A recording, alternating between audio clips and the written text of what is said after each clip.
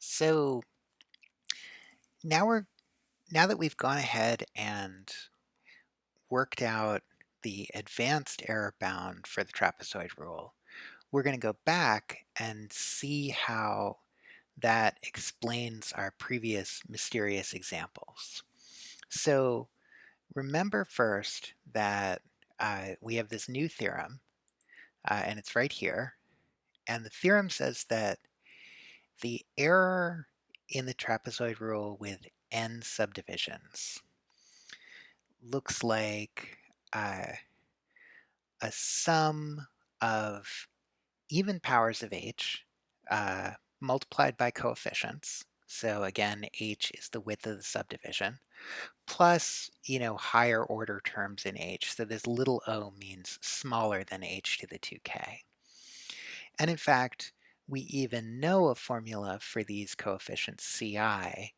They are even Bernoulli numbers divided by even factorials uh, multiplied by the difference of odd derivatives of f at the end of the interval and the start of the interval.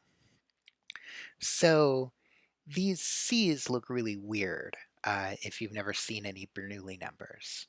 After all, are these b's huge? Are they tiny? How do they compare to 2i factorial? So first off, we're just going to do some examples here. So remember that the Bernoulli numbers are supposed to be coefficients in the Taylor expansion of this function t over e to the t minus 1. And this is a technique called generating functions, which is really worth reading about. It's beautiful. And I highly recommend this book called Generating Functionology by Herb Wilf. Um, so one way to describe a set of numbers, Bernoulli numbers, Catalan numbers, sums of numbers from 1 to n, is to write down a function for which these are the coefficients in the Taylor series. So then you can prove things about the sequence of numbers by looking at the function. So in the first place, Mathematica is more than happy to compute terms in the Taylor series. So you use series, and this says the variable is t. I'm expanding at 0. I'm going to have 12 terms. So here we go. Now, these are not exactly the Bernoulli numbers because, after all, the coefficient of t to the I is b sub I over I factorial. So these are like Bernoulli numbers over I factorial, which means a better way to do it would be to use the coefficient list function. So the coefficient list gives you a list of all the coefficients in the series for t over e to the t minus 1. And the coefficients are associated to powers of t. That's what this t is doing here. And then I'm going to multiply these by I factorial for I from 0 to 12. So this times multiplies term-wise. If we'd used a period, it would give you the dot product of these two lists, which is not what we want. So this is a list of the Bernoulli numbers. B0 is 1, B1 is minus a half, B2 is a sixth, then 0 minus a 30th, 0, 1/42nd, 0 minus a 30th, and so on and so forth. Now, in the notes, we also gave this formula for the Bernoulli numbers. The sum for k equals 1 to I of the sum from v equals 0 to k of an alternating sum minus 1 to the v of a binomial coefficient times a power of v over k plus 1. And I just want to show you that this actually gives the same results. Now, obviously, a proof that the coefficients in the Taylor series of this are actually given by this formula is a non-trivial thing, and I'm not claiming that this proves anything. but at least you can see that for these examples it works out. Okay, so what we're going to do now is we're going to think about cases where this formula tells you that the trapezoid rule should converge faster than expected. So these are going to be cases where some of the initial terms vanish, that is to say, some odd derivatives match at the start and the end of the interval. So here's our trapezoid rule. So let's think about a first example, which is the integral from 0 to 2 pi of sine of x over 4. So this is an integral that can be done exactly. The answer is 4. And notice that the derivative of this guy, 1/4 cosine x, oh, not right. 1/4 cosine x over 4. I'll just correct that right now. I'll upload the correction after I finish making this video. Has f prime at the end of the interval, that's f prime at 2 pi, as 1/4 cos pi over 2, that's 0. And f prime at the beginning of the interval is 1/4 cos 0 over 4, which is 1/4. So these two first derivatives are different, which means the leading term in the error expansion doesn't vanish, and so the error should be order h squared. So we're going to check that it's order h squared by plotting log h against log error. So here's our trapezoid rule error code. Again, we do it in a crazy number of digits, so we're sure that we're seeing only approximation error and not round off error. And I'll just get some data here now. Okay, here's our list of data. We did it for the number of subdivisions from 10 to the first to 10 to the second in intervals of power 0.1, so 10 to the 1, 10 to the 1.1, and so on and so forth. And we see if we fit a line to this data that the slope of the line is indeed 2 times log h. So that confirms that the error is order h squared. And we can just take a look at the plot. So here you go. Here's the linear fit. Here's the actual error. You can see that the actual errors are indeed extremely linear. And although admittedly this line does not look like it has slope 2, don't be fooled. The axes are scaled differently. So in fact, this line has slope 2.00014. Okay, now expanding our formula from above out a little bit, we see that the leading term in the error is b2 over 2 factorial times the difference of first derivatives times h squared. And the next term is b4 over 4 factorial times the difference in third derivatives h to the fourth. So that means if we have a function where the first derivatives agree but the third derivatives disagree, the trapezoid rule should converge at rate h to the fourth instead of h squared. So here's a function. I'll just plot it. So you can see by looking at the picture that the first derivative is going to be 0 at 0, and it's also going to be 0 at 2 pi. But we can check this directly by checking the equation f prime of 0 equals f prime of 2 pi, and f triple prime of 0 equals f triple prime of 2 pi. So when we evaluate that, Mathematica tells us that the first equation is true and the second equation is false. So first derivatives match, but third derivatives don't. All right, we'll construct the error again. And now we're going to fit this to a linear model. And we can see that in this new linear model, the slope is 4. So again, that means that the error in the trapezoid rule for this integrand is converging at rate h to the fourth. So we can just look at these two error rates together, and you see that indeed the slope of the error for the new integrand, and I'll just make the window a little bit bigger here, is steeper than the slope of the error for the old integrand. Now, that doesn't necessarily mean there's less error for a small number of subdivisions. You notice up here that where the trapezoid rule is actually giving us better results for the sine integrand in this region.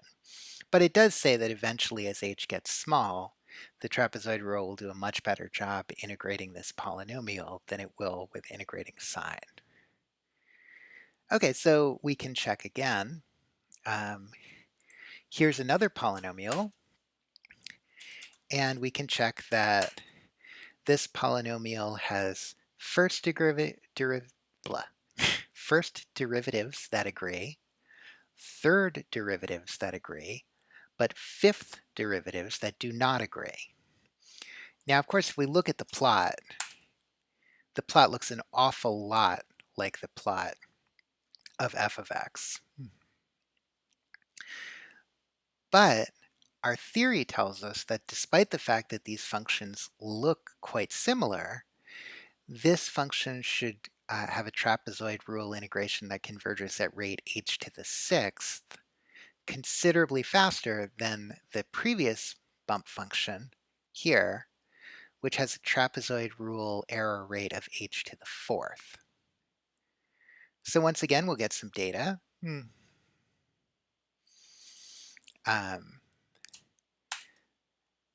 So here's the actual value of the integrand. It's a mess, right?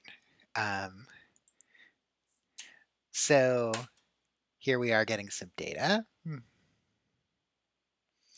and fitting it to a linear model. And you see that indeed the slope of the linear fit is very close to 6.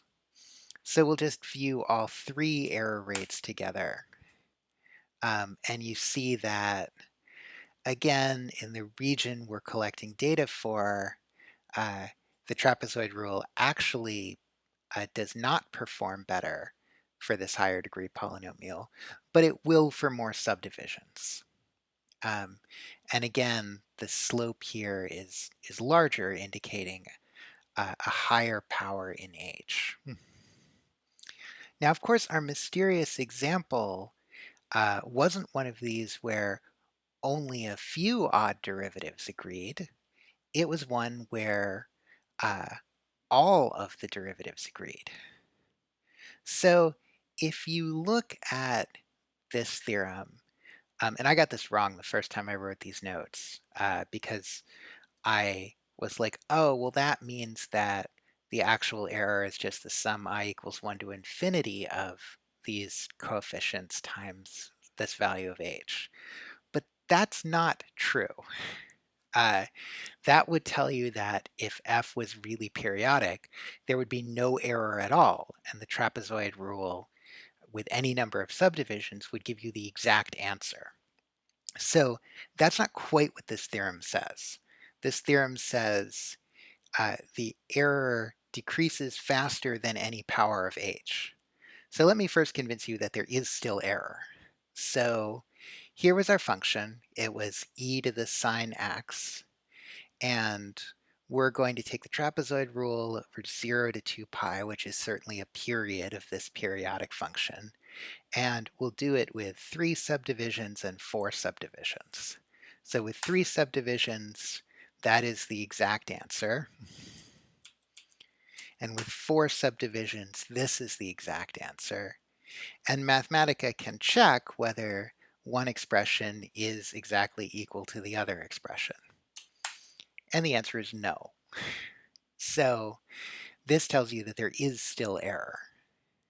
So let's see how fast this error drops. So this actually kind of takes a while. So I'm going to run it with parallel table instead of table. That will enable me to use 4 kernels at the same time on all 4 cores of my laptop. And we'll just let this run. Uh, it takes a while because we're computing it from 10 subdivisions to 150 subdivisions in increments of one subdivision. So we're doing like 140 different trapezoid error computations, all in absurd precision. So we'll just give this a moment to happen.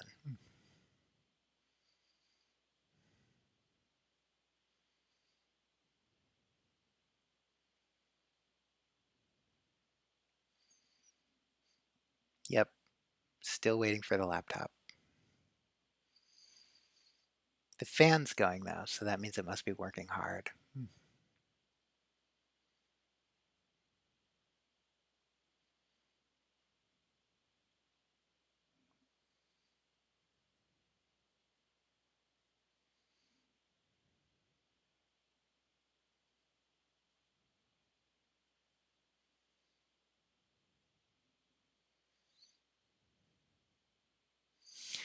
There we go. Okay, so here's the data. Um, Notice that parallel table is exactly the same as using table. You just put the word parallel in front of it. So if you have a processor with more than one core, which you probably do, and you have a long computation, it's always possible to make it faster by just typing the word parallel. Okay, so let's see the plot. Here we go. Okay, so the first thing you notice is that the error decreases way faster for our periodic function than it does for any of our previous functions, all of which look about the same in this region. So even for, say, 150 subdivisions, the error for the periodic function is like 10 to the minus 700th. So we're getting something like 700 correct digits. Notice also that there's a sort of even-odd periodicity here. Okay, so the other thing to notice here is that the statement that this converges faster than any power of h is simply the statement that this curve does not have a limiting slope. So it fits very well, in fact, to a parabola. So you should expect that it gets steeper and steeper. Again, it doesn't mean it's zero. It just means it decreases extremely fast. Okay, so there is an interesting moral to this story, right?